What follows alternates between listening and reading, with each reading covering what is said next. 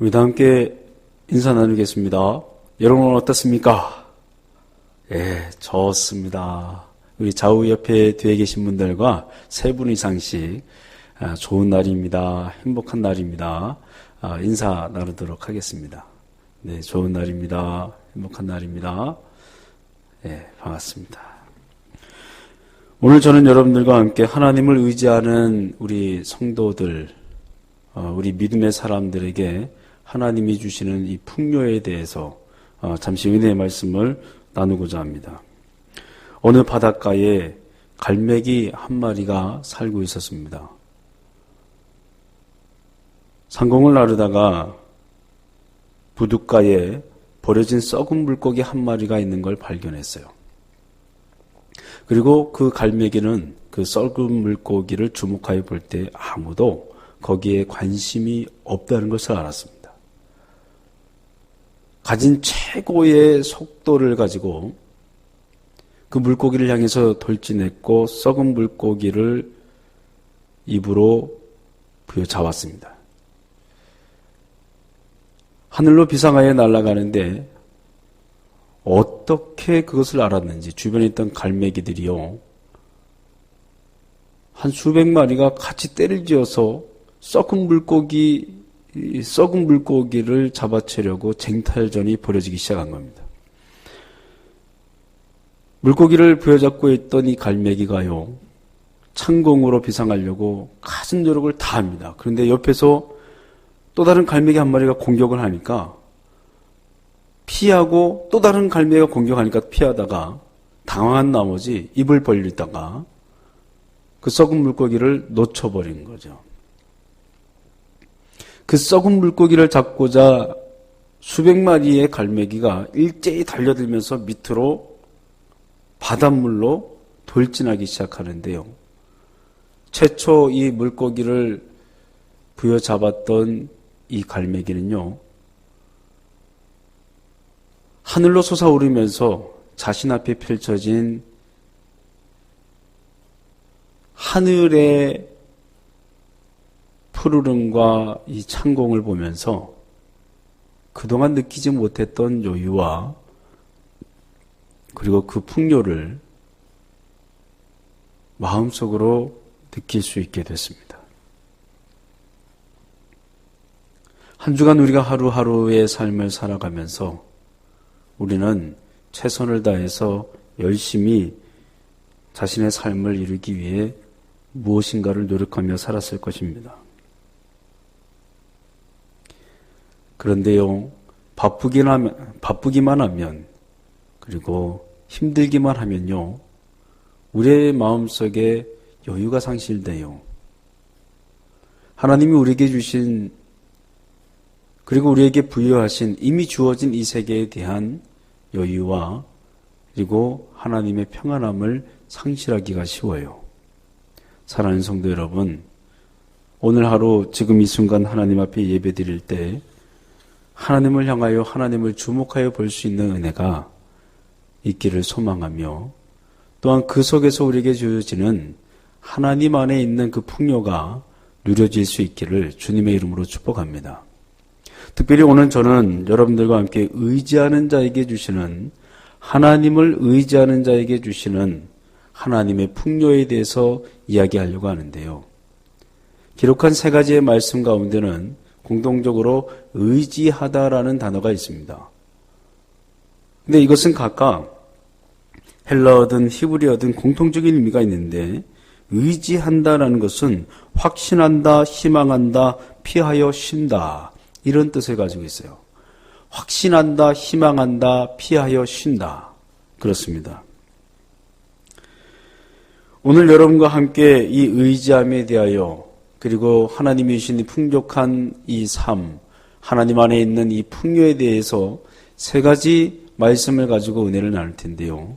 이 말씀을 통해서 여러분에게 참된 은혜와 도전과 교훈이 함께 있기를 축복합니다. 첫째, 하나님을 의지하는 자에게는요, 성도의 피난처가 되시는 하나님을 경험할 수 있습니다. 시편 62편 8절 말씀에 이렇게 기록합니다. 백성들아, 시시로 그를 의지하고 그의 앞에 마음을 토하라. 하나님은 우리의 피난처시로다 셀라. 여기에 기록된 의지하다 이 뜻은요, 희망을 걸다, 신뢰하다, 그리고 의지하다 이런 의미를 가지고 있습니다. 그런데 이 의지하는 자에게는 하나님이 피난처가 되어주신다고 했는데 이 피난처는요, 공교롭게도 의지하다와 비슷한 의미를 가지고 있어요. 희망, 신뢰, 의지, 그리고 덧붙여서 피난처 이런 뜻을 가지고 있는 겁니다. 다시 말씀드리면 이 말씀은요, 백성들아 시시로 그를 의지하고 그의 앞에 마음을 토하라. 하나님은 우리의 의지이시라. 이렇게도 설명할 수 있는 것입니다. 다시 말씀드리면 이 말씀을 통해서 하나님께서는 당신을 의지하는 것 그 자체가 우리 믿음의 사람들이 피난처의 은혜를 덧입게 되는 결과라는 것을 교훈해 주는 것이죠. 시편 55편 8절에 이렇게 기록합니다. 내가 나의 피난처로 속히 가서 폭풍과 광풍을 피하리라 하였도다. 잠언 29장 25절에 사람을 두려워하면 올무에 걸리게 되거니와 여호와를 의지하는 자는 안전하리라. 우리의 삶 속에 나도 알지 못한 채 다가오는 광풍들, 혼란스러움들 있지요. 하지만 저와 여러분 알고 있습니다. 사람은 그 문제를 해결할 수가 없다는 것을요. 한계가 있습니다. 어려움이 있습니다. 바이올리니스트로 총망을 받던 18세의 한 젊은이가 있었습니다. 아버지를 도와서 대장간에서 일을 하다가 그만 아버지의 일을 돕다가 붉게 달아오는 쇳덩어리에 바이올린 줄을 잡는 왼손, 손가락 4개가 그 쇳덩어리에 잘리게 돼서 그는 더 이상 왼손으로 바이올린을 켤 수 없게 됐습니다. 절망했습니다. 어떻게 해야 될지 몰랐습니다. 수없이 많은 날들을 눈물로 지새웠습니다. 그렇게 힘들었습니다. 여러분이 이런 상황이라면 여러분은 어떻게 반응했을까요? 쉽지 않을 겁니다.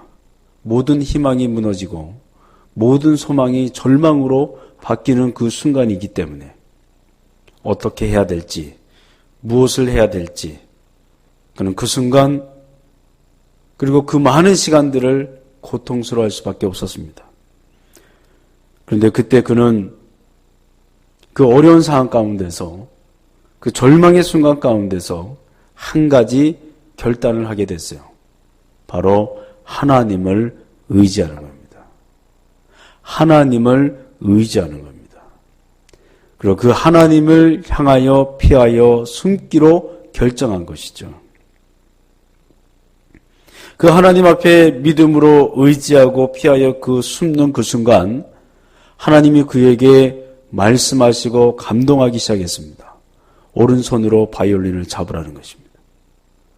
그리고 내 손가락이 끝마디가 절단되었지만 그 손으로 활을 잡으라는 것입니다.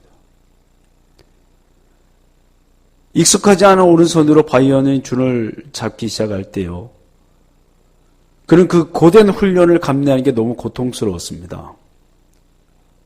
근데 그때마다 하나님을 의지하고 그때마다 하나님을 향하여 희망을 품기 시작할 때요, 하나님 그 마음속에 놀라운 감동과 또 하나님의 위로를 더하시면서 이 어린 소녀는 자기에게 준 이 달란트를, 그리고 자기가 경험하고 있는 이 한계를 넘어서기 시작을 했는데, 그로부터 수년 뒤에 아이와 시옥스 카운티 심포니에서 최고의 바이올리니스트가 되는 영예를 안게 되었습니다. 그의 이름은 프랭크 반데르 마텐입니다.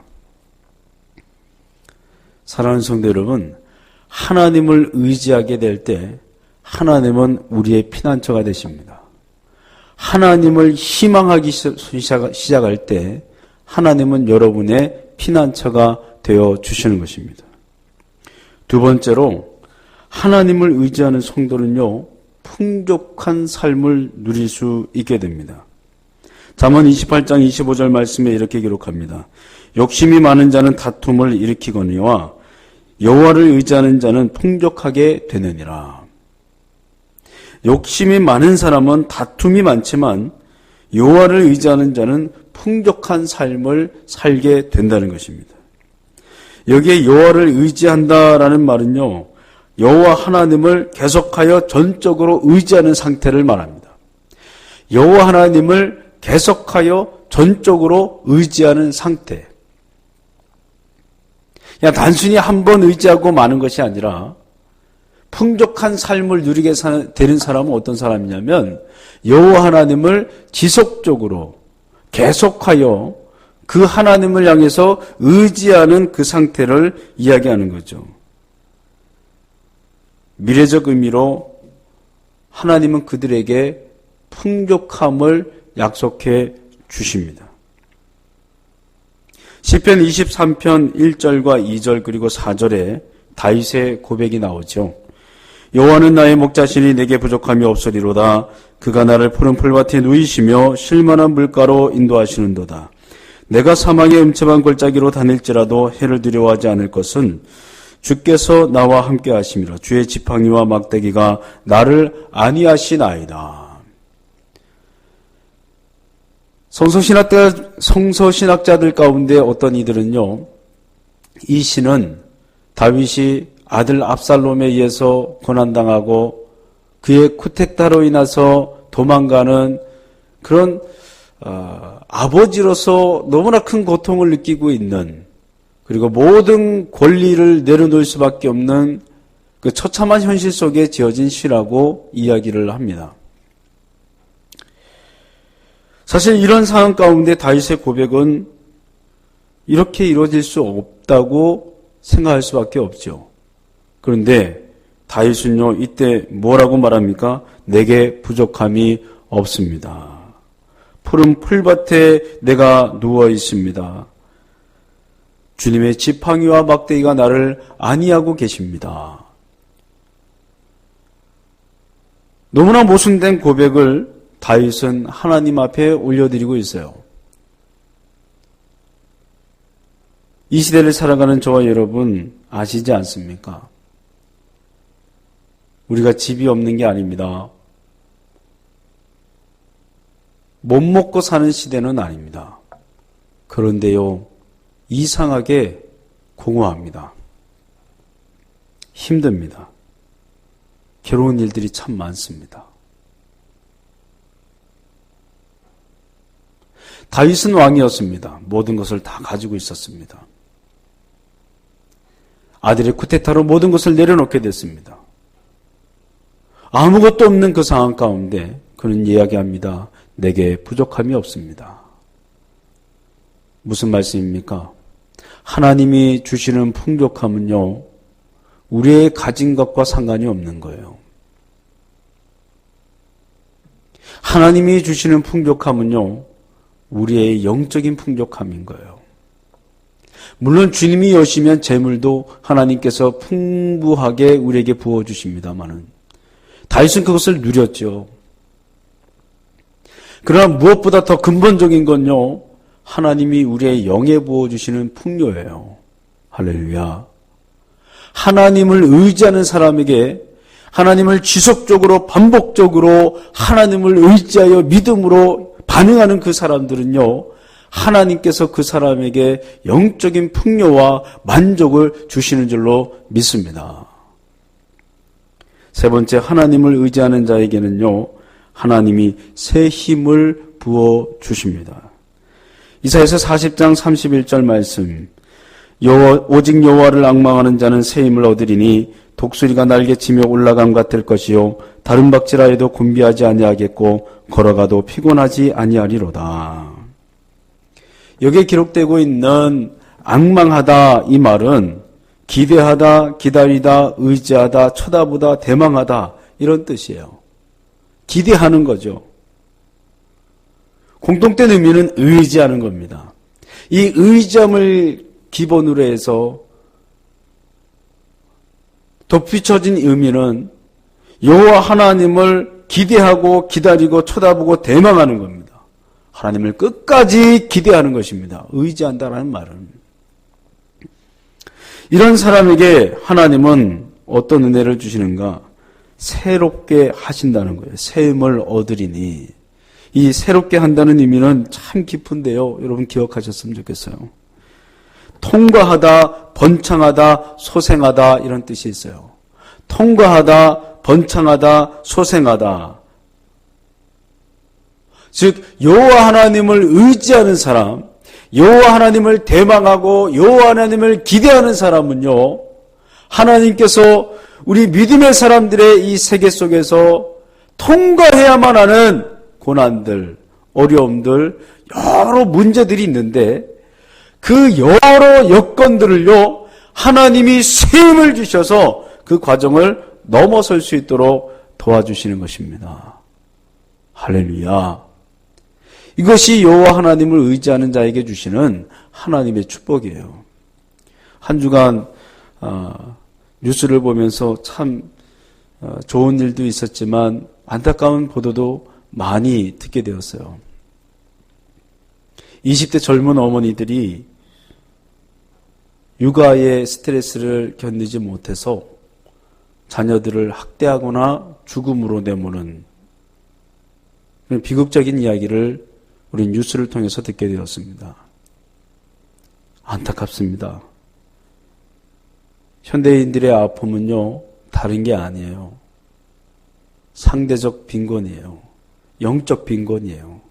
정서적 빈곤이에요.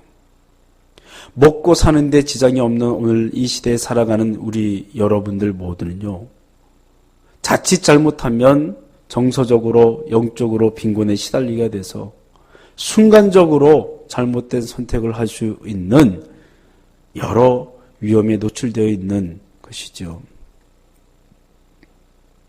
만약 그들이 새 힘을 주시는 하나님의 은혜를 경험할 수 있었다면, 주님을 의지함으로 하나님이 주시는 새 힘을 경험할 수 있었다면 참 너무나 안타까웠습니다.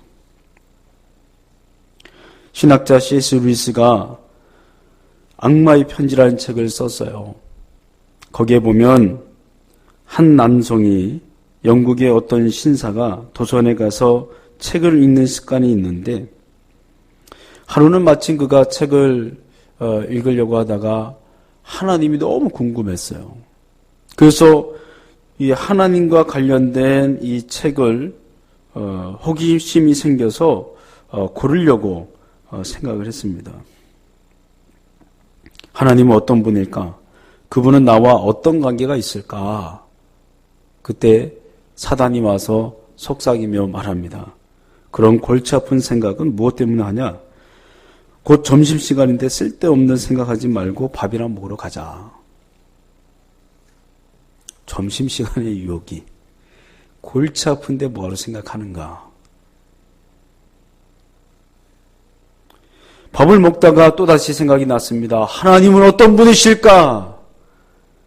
하나님 도대체 나에게 어떤 분이실까? 사단이 다시 속삭입니다. 밥 먹는데 소화 안 되게.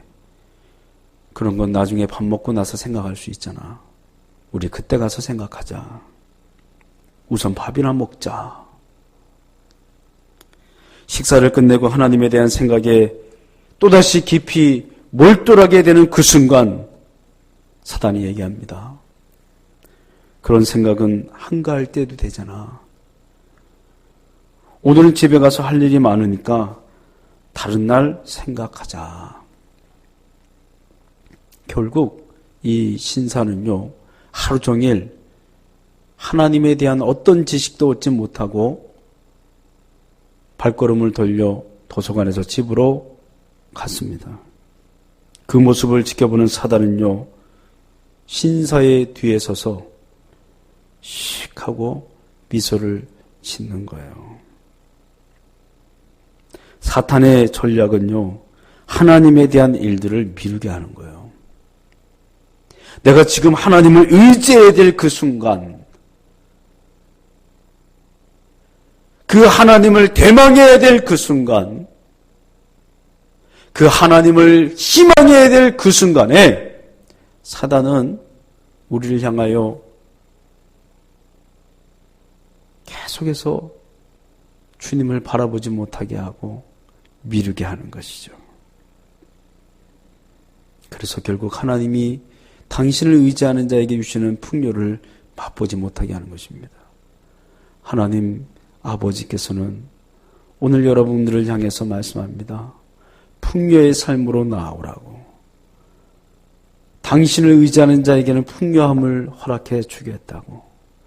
어떤 정신적인 공고함이나 괴로움일지라도 혹 넘어설 수 없는 그 한계에 부딪혀 절망을 느꼈을지라도 아니면 상대적 빈곤과 정서적 결핍과 혼돈 속에서 허우적거리는 우리 자신일지라도 주님은 말씀합니다. 나를 의지하라. 십자가에 달린 예수 그리스도 그 이름으로 기도하고 나와 의지하며 믿음으로 나오라.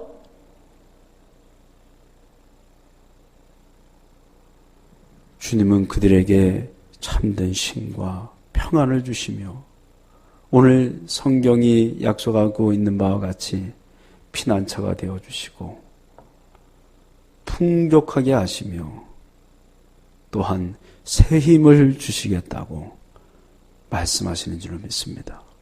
오늘 하루가 이런 하나님의 은혜를 경험하며 믿음의 선한 은혜를 누릴 수 있는 귀하고 복된 시간 될 수 있기를 주님의 이름으로 축복합니다.